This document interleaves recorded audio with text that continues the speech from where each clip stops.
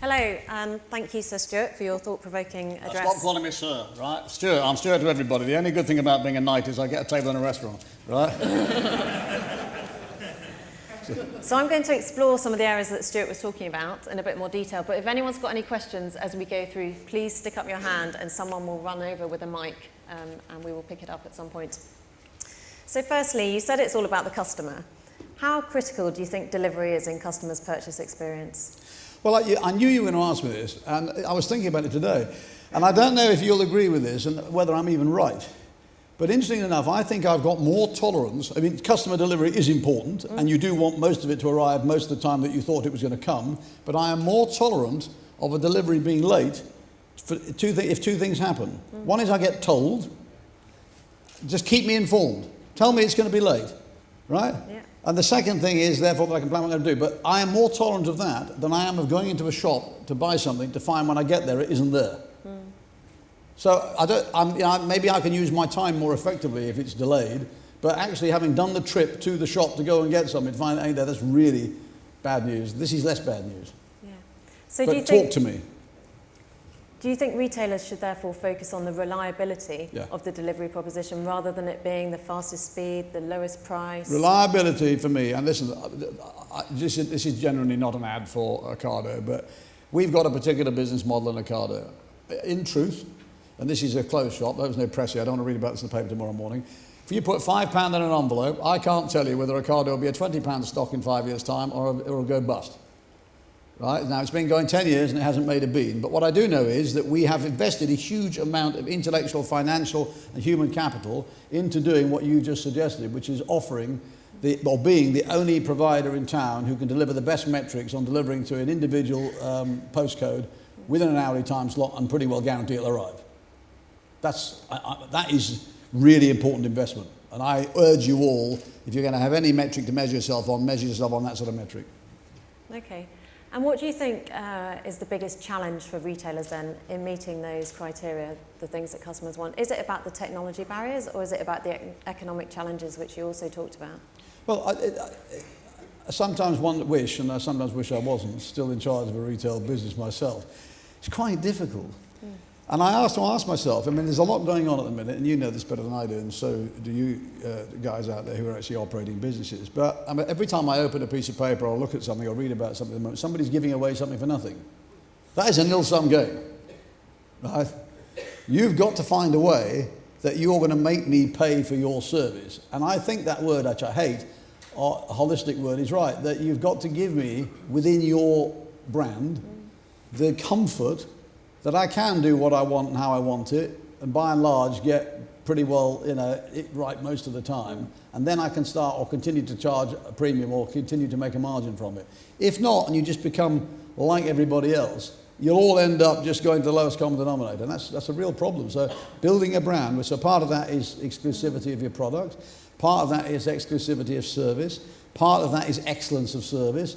Price is important, but I don't think price is absolute the driving thing. I think people, I don't know, you ask you at the table, I think people are more likely to pay for value, which is a function of price times quality, than just price alone. So would you have best price and shit value, excuse my French lady, or would you have value, which is good price and good service?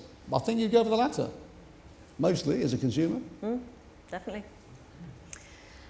So looking ahead, you talked a lot about it being a fast-moving environment. What key innovations do you see happening in this space in the next few years? Well, I think it was summed up by Daniel over there. Nobody knows. I think one thing that is definitely going to happen is just take online. Yeah. You know, I had a conversation with Google 78 years ago at Marks & Spencer, and I remember asking them what percentage they thought would go online by 2020, and they said 25% will be the minimum. Well, you can see stats now which say 40%, and you can see stats. We do have some of the highest, I think the highest penetration of online in the world, outside the States, or certainly possibly even in the world. We're good online shoppers here. But it is going to happen. This is not a question of when.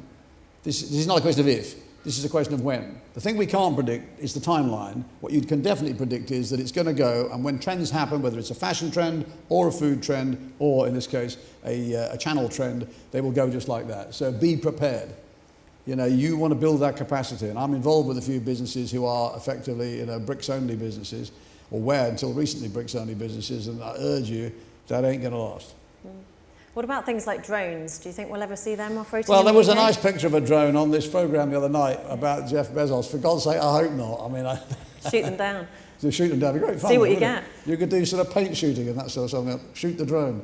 But I can see, going back to my point, which I may not have articulated as clearly as I'd liked, a lot more consolidation. I can see people waking up, retailers waking up, brand leaders waking up, chief executives waking up and saying, well, actually, we've got this cube and it's moving around all over the place. Just how can we fill this cube? And if I can't fill it with the product that I can sell you, because either I don't sell the product or they want something else, fine, don't be too proud, fill the cube.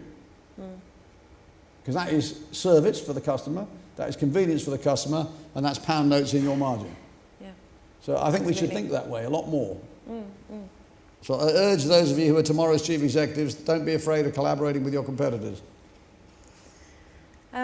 On the subject of the last mile, in a slightly more conventional way, what do you see the future of the carrier market as? Do you think there'll be some consolidation there?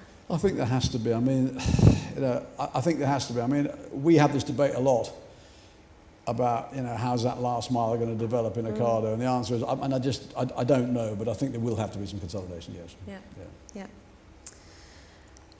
What about the rising level of online returns? I think that's something that's been talked about already today. What do you think businesses can do to manage the cost of returns to their business? Well, I don't know what you consider to be, is it a benchmark, but 30% seems to be the sort of, average benchmark people tend to think about.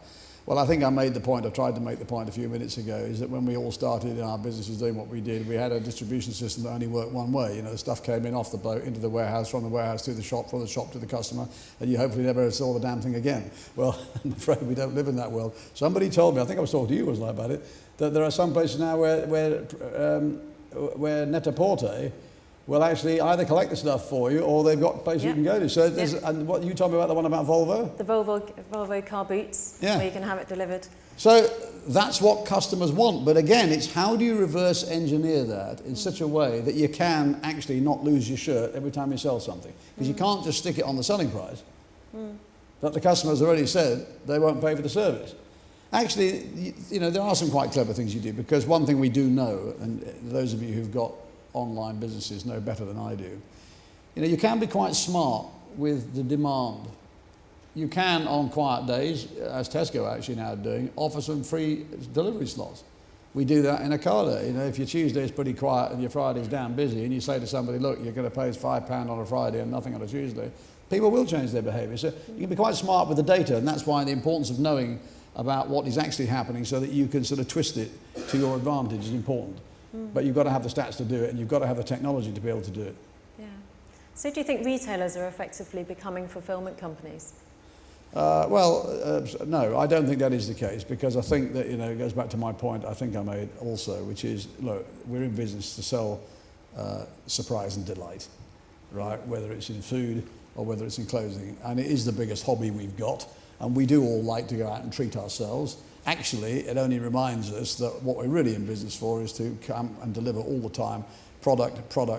And I still believe fundamentally, old-fashionedly, that with all the problems that retail faces, which is why I'm optimistic about retail, that if you do serve the customer with the right product, whether it's innovative foods, whether it's innovative other goods and services, whether it's innovative clothing and fashionable clothing, they will buy it. Yeah. And that's what we want. Yeah. So it's about a differentiator proposition at the end of the day. Exactly. I haven't seen any hands pop up, but if anyone has got any questions, please do raise your hands now before we... The gentleman right at the back with his hand up. There he is. Hi there, question for Stuart, obviously. Where you talk a lot about collaboration. Where would you draw the line in terms of, how far would you go in terms of collaboration? Well, I have to be careful what I say. Well, I don't have to be careful what I say because I'm not involved in anything. But, why do we assume that the status quo has to stay as the status quo? And, we're seeing now an M&A market which has been absolutely dormant for years, with everybody frightened about doing everything. Suddenly is now on fire. I think one of the headlines in one of the financial papers this morning says, it's sort of M&A mania. And, there are some restrictions about what can and cannot happen, in the UK with the competition authorities. But actually, I would urge people now, knowing that these sort of things are about, to go for scale, to understand what is possible, and it doesn't take you very long if you get a piece of paper out, and I think this is what Kate does for a living. She runs strategy at John Lewis, see who could do what with whom. And actually, there are still options out there, right? Now, clearly, you couldn't, let's just take a ridiculous example. You could not merge Tesco and Sainsbury's because the competition authority will are like a cheap suit.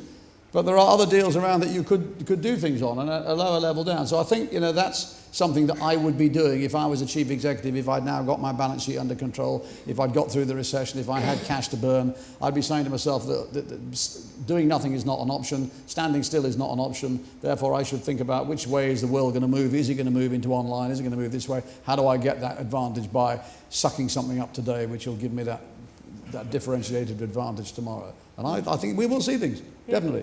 Yeah. There'll be a big deal somewhere in retail we've seen a little bit of it in a smaller way. The House of Fraser's changed hands. Yeah. Right. Buying shuttle. I thought that was an interesting move. Exactly. So, watch this space, it's going to happen, and you should be involved in it yourselves. Yeah. Any other questions from anyone? No hands. In which case, finally, I will ask, what has been your best personal delivery experience and why? Oh, God. Did you ask me about this before? I didn't prepare for this one. There's no doubt about it, that Amazon, when you order a book, and I'm a pretty avid book reader, and I know that if I've ordered that book, it will come tomorrow. And there's something, that nice delight about, there it is, that lovely hardback book with the clean... I'm not a Kindle reader. I am an old-fashioned book man. You can have it immediately on a Kindle. I know, but I don't. I'll tell you what, if you really want me to tell you why I hate Kindles, then you tell me. I read a lot of books, like history books. So because I'm quite busy, I don't get to read them at the pace or the volume that I like. So I'm always trying to remember what happened. If you want to do this in a book and say what happened with that, who was that, okay, what date was that, or was there a map there? In a Kindle, it's never good. It doesn't matter what the Kindle is. Fiddling around, trying to get the thing back on the 4 pages back. And then if you're on the beach, the sand's on it. Then you've got the oil on it. Then the bloody glare from the sun's coming on it. Then you chuck it away, right? Buy books, guys. Each to their own. Quite right. On that note, Sir Stuart Rose, thank you very much. Pleasure.